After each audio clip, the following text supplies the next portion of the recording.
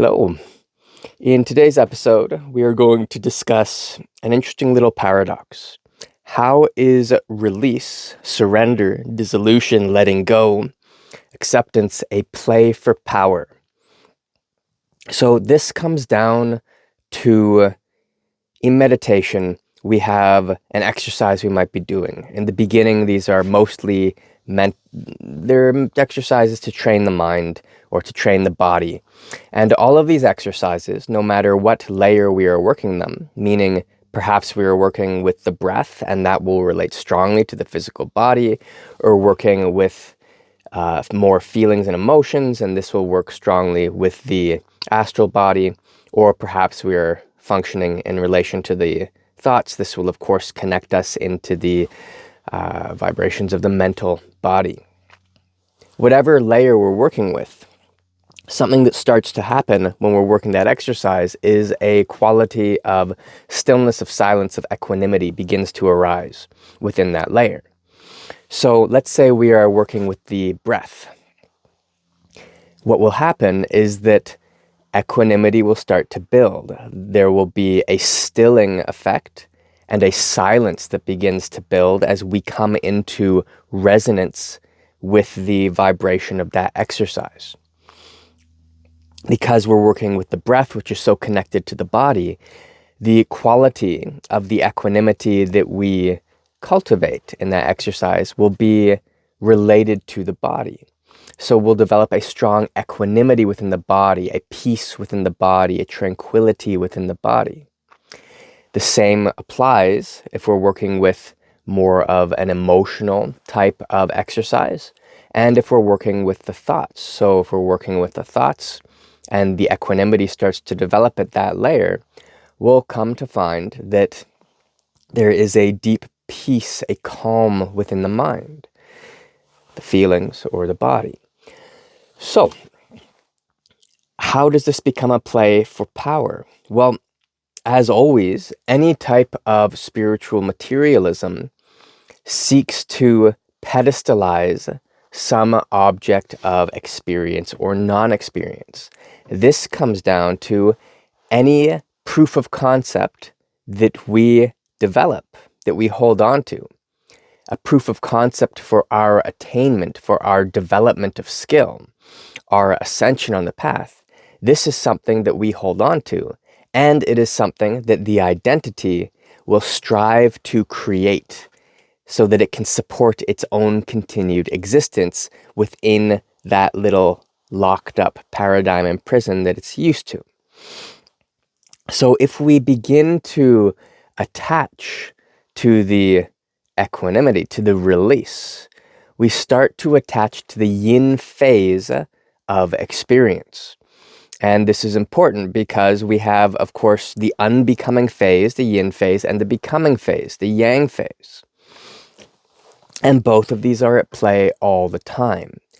If we are meditating on an object, whatever that might be, we reach a point where, as we equalize with that initially, usually it's a physical object of thought, of feeling, of body, and then over time we start to meditate on more refined objects, say working with the energies of mind, of feeling, the energies beyond that. You start getting into the realms of the emptiness and then into further and further refinements of the light of consciousness and universal mind. So whatever we're meditating on, there's a phenomena that occurs where the observer, the adept, the meditator, becomes one with the object. Whatever you're meditating on, due to the accumulation of stillness, the accumulation of silence, or we could say the recognition of stillness and silence, an equanimity starts to develop. That equanimity frees the identity from its lodgings and allows the identity to expand in such a way that it subsumes the object. Therefore, object and observer become one and the same. You merge. You equalize with the object, and the object equalizes with you. That's why it disappears from all perception. Perception exists because one thing is a different pressure than another thing. So that's how we know it's there. When it becomes the same, all perception disappears, kind of like, not exactly, but similar to a float tank, where you're eradicating the differences of the sense gates, right? That perceptual difference that stimulates awareness. And so the awareness is able to learn, or it's going to have to contend with how it relates to phenomena when it can't experience phenomena. And this takes us into deeper layers of the spectrum. So when we are attaching to the yin phase, we are attaching to the unbecoming. And we very often confuse the unbecoming of phenomena for the infinite. And the reason we do this is because there is this component of release that is surrendering all these attachments. So when we get stuck to this, we end up pedestalizing the release, and we end up demonizing the phenomenal world. And this leads to a type of detachment from experience. And detachment from experience is a funny little paradigm, because experience is, in a sense, we might say, perception, experience with the world, whether it's nature or the cities, whatever it might be. People, animals, doesn't matter, right? Any aspect of experience that we can perceive, and in some ways that we can't perceive, in many ways that we can't perceive, this is an object, right? If you are in, we might say, like meditation all the time, you are in union with experience. The object of your attention, the object of attention is experience. And that connection with experience, with phenomena, is, or ideally becomes, union. It becomes that samadhi-like state of union. Now, samadhi typically refers to immovability, total immovability of mind. But we want to continue to evolve all this so that we have, the mind's lack of movement becomes irrelevant. It's free, because we are in a paradigm where the identity subsumes all of phenomena, including not just the yang phase, but also yin phase, and the actual infinite, empty, light paradoxes that exist there. So we become one with experience itself, the same way we become one with an object, right? Observer and observed and object and observer both become one. So you actually are, in a sense, doing the opposite of detaching. You are learning to merge with, to engage fully and completely with experience. And this is why we want to be wary of our proofs of concept of development. If our proof of concept when it comes to our own development is non-experience, is disconnection from the environment, is non-minding, non-feeling, non-bodying, then we are using release to prove our own value to ourselves along the path.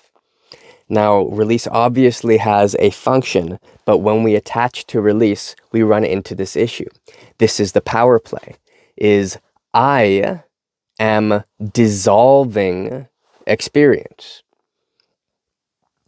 And so every time I engage in that very action of release is facilitating the cultivation of the identity that is doing that release. There is an identity that is trying to non-perceive, to eradicate phenomenal perception so that it can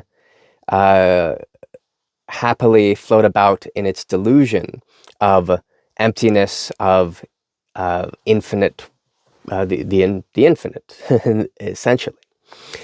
So, how do we navigate this? We need to allow the identity itself to start to elevate in view, or to continue its ever greater expansion of what it is a part of and what is a part of it, so that it can include more and more and more and more, and eventually the identity and the infinite become one. Yin phase, yang phase, it all happens within the grand non-identity identity. This exploration is very, very important so that we don't end up holding on to or creating things to let go of, to keep facilitating our worth when it comes to releasing. Okay, the actual evolution of that view from one fractal of identity to greater identity fractals, as you ascend to a greater identity fractal, it subsumes everything beneath it, right? The greater refinement of identity subsumes all beneath it. It's not separated from it. It's not ascension in that sense. It is, it's definitely not ascension in that sense. It subsumes everything beneath it. We're not removing ourselves. And this is the evolution of view. And this is what we're working towards on the path. So it's not about you A dissolving B so that A doesn't have to engage with that. It's that you become one with that and so much more, that the identity is not stuck within its little dance with that layer. Okay, the identity expands, and because it expands, it dissolves from this perspective. It disappears, and it takes on a much greater experience or non-experience. It's hard to say at this point. So hopefully you found this helpful, because it is the evolution of the view, the expanse of the identity, the evolution in view that is release, we might say. If we connect with release or attach to release, we have an issue. If we attach to expansive view, it's very difficult to do, because that attachment falls away in the expansive view. It's kind of a self-correcting mechanism. And this is, we could say, a constant refinement through a type of truth space, right? A type of truth realm, a light of truth that we are constantly refining within, and it is uncovered. Okay? So we could look at the tensions as things that are in the way of this truth view, but we can also look at the truth view as something that subsumes all of those tensions.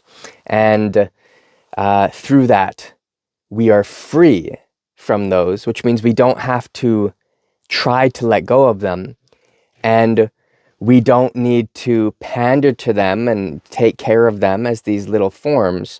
Their life cycle is no longer supported by an identity that is subsumed within them, because they are subsumed in a greater identity. Their life cycle becomes much, much faster, and they appear and they don't dissolve into infinite expanse. They resolve. This is the view. This is recognition of phenomena as yourself. That's union, right? And that auto-resolves phenomena. It auto-resolves into itself, okay? It's not about the sugar dissolving into water. It's about the water recognizing it is water, essentially. Take sugar out of the picture for that one. Anyway, okay, that's it for this one. Hope you found this helpful. If you're interested in training, I do have a series of workshops coming up. These are online, and we have an initiation into Hermetic series that's going to be 6 weekends. The first 5, 2 days each. The last one, 3 days. There's a 1-month Akasha retreat that is 30 days straight. You can sign up for the first 10 days, first 14, or full 30. And this will really be going into the infinity quality of the Akasha and really working on not getting bogged down by attachment to the yin phase of the Akasha.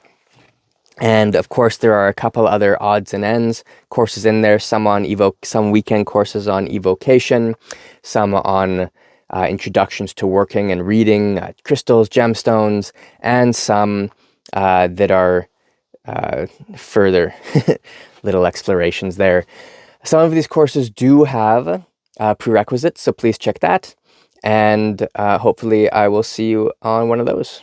All right, thanks. Have fun, practice. Bye.